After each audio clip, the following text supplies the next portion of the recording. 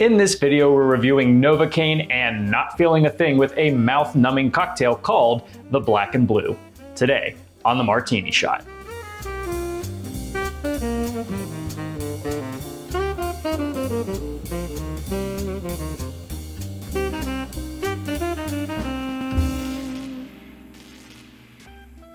Hello and welcome to the Martini Shot, the home of movie reviews and movie-themed cocktails. Before we get into the review, let's whip ourselves up a drink. So the Black and Blue is going to be a nice little gin cocktail, very simple to make, though it does have some pretty specific ingredients that you might not be able to completely swap out for anything else. But the combination of flavors is definitely great. It's nice and floral, has a tinge of citrus to it, and my favorite part is going to be using electric dust. I've used electric dust a lot on this channel, but if you've never heard of it before, it's essentially this powder made of a plant commonly referred to as buzz buttons. When consumed, it gives your mouth this nice little tingly kind of numbing effect. So no, I wasn't joking. This drink will actually make your mouth a little numb, and it's a really cool sensation, and I've been definitely wanting to integrate it into more cocktails when I can. And this movie seemed like the perfect opportunity, so let's get into it. So in a mixing glass, first we're gonna be starting with 1 ounce of a lemon ginger vermouth, followed by 1 ounce of maraschino liqueur, and then 1 ounce of gin. I'm using Empress gin just because that's what I have, but you can use whichever gin you prefer.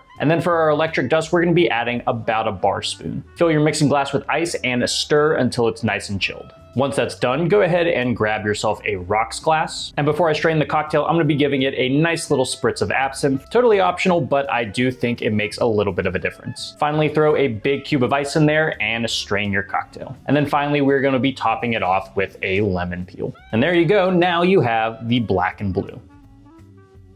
So the first thing you'll obviously taste will be the cocktail itself. You get this really nice blend of the botanicals from the gin and the maraschino, alongside that lemon ginger vermouth. So that's one of my favorite vermouths to play around with. It has this nice, fluffy, kind of dessertiness to it. The lemon isn't exactly tart, it's more kind of creamy, almost like a limoncello. But then at the back end of the sip is when you're really gonna start to feel that electric dust. You might feel your mouth and tongue start to tingle. You might even start salivating a little bit. It's a really cool, interesting effect, and I think it pairs really well with the flavors we got working in this cocktail. Like I said, I've used electric dust a lot on this channel. There's really nothing else like it out there. So if you wanna try it yourself, I'll go ahead and leave a link down to their website down in the description. Now that we have our drink, let's get right into the review. Our favorite Nepo baby, Jack Quaid, is looking to have quite the 2025. He already kicked the year off strong with Companion, a film I didn't get a chance to talk about on this channel, but I would highly recommend it. Also, don't watch anything past the first trailer. What is it with Hollywood and just spoiling the whole movie in the trailer nowadays? But anyway, Companion is a very fun dark comedy that is currently one of my favorite films of the year, which now brings us to Novocaine. Quaid is having his Bob Odenkirk moment, going against type to take on an action role that actually manages to carry some believability to it. In the film, Quaid plays a man with CIPA, a real disease that keeps him from feeling pain. So Quaid doesn't have to put on this face of being a highly competent badass to be believable, allowing him to play to his strengths and kind of stumble his way towards success. This setup ends up being pretty fun. Sometimes. While Quaid is strong in the role and the concept leads to some fun ideas, this is still a pretty generic action movie when you step back and look at it as a whole. It does feel like the team behind the film thought the idea was strong enough to carry the bulk of the audience's interest, and I think that'll be true for a lot of people. But after seeing all the insane and enjoyable action films we've gotten in the past few years, much like our main character, I was left not really feeling anything. So Nathan Cain, yep, you heard that right, is a timid, dorky bank assistant manager who happens to have a condition where he can't feel any pain, no matter how severe. This condition drives him to be pretty careful and reclusive. That is, until he falls for a coworker named Sherry, who tries to pull him out of his shell. But Nathan's sudden string of happiness is interrupted when his bank is robbed and Sherry is taken hostage. Not willing to give up his first real shot at romance, Nathan sets out on a quest to to use his unlikely abilities to rescue the love of his past 24 hours. Like I said, Jack Quaid is great for this kind of role. He's a highly believable everyman and not who you would consider to be an action hero. It's one thing to look the part, but the way Quaid plays Nathan really drives it home. He's not simply beating criminals with his fists, but using his condition in unconventional ways. This could be pulling a gun out of a fryer or coating his hands in broken glass to give himself a little edge. That being said, he's not a full-on tactical genius either. A lot of this movie is him getting the holy hell beat out of him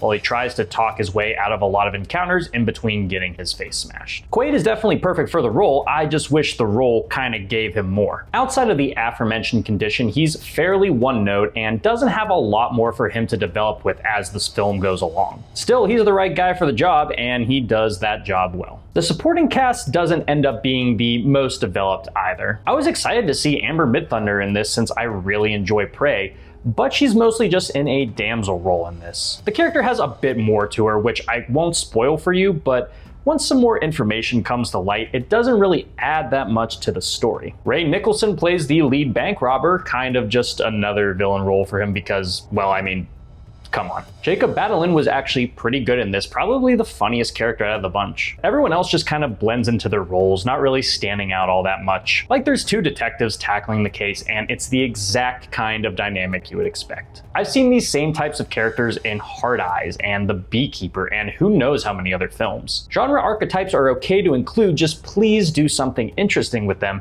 beyond the one cop is serious, the other is more laid back shtick. That's kind of my thing with this film. It never goes beyond expectations and the bare minimum most of the time. The action sequences, which are the film's selling point, have some neat uses of the film's concept, but the envelope is never really pushed far enough for me. These fights are presented pretty blandly with no real interesting camera work or creative uses of the environment. They aren't terrible, just not all that memorable. Sometimes it feels like the film forgot it had an R rating, at least until the climax. I was hoping for way more bodily harm and insane injuries that Nathan could no-sell, but it never really goes as crazy as it probably could have. Plus, it's not really as breakneck as I would have hoped, as there's a lot of downtime for characters to either reveal new information or make jokes that unfortunately miss more than they hit. I felt like this could have worked better if this was just a tight 90 with little room for our characters to breathe.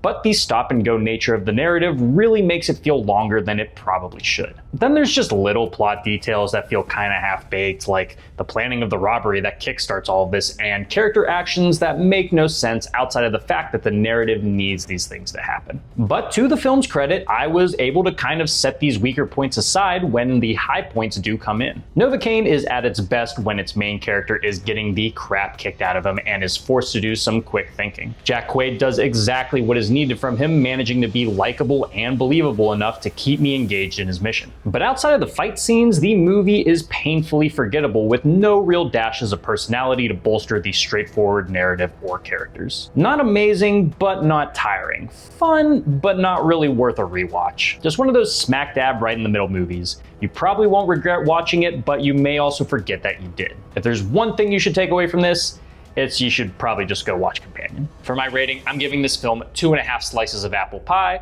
out of 5. Guys, thank you so much for tuning into this episode of The Martini Shot. If you saw Novocaine, let me know what you thought about it down in the comments. And if you like what you saw here and would like to see more, don't forget to like, subscribe, and follow me across all social media channels. Those links are down in the description below. If you enjoy movie reviews and movie-themed cocktails, be sure to check out my website, martinishot.blog. Until next time, thank you again for watching. I'll see you in the next one. Live deliciously, but please remember to drink responsibly.